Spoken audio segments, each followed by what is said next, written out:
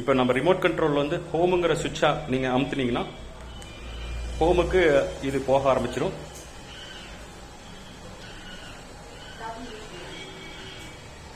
நீங்கள் ஒரு ரூமோட வடமேற்கு மூலையில் இதை வச்சு ஆன் பண்ணி விட்டீங்கன்னா ரூமை வந்து க்ளீன் பண்ணிட்டு வந்துருங்க.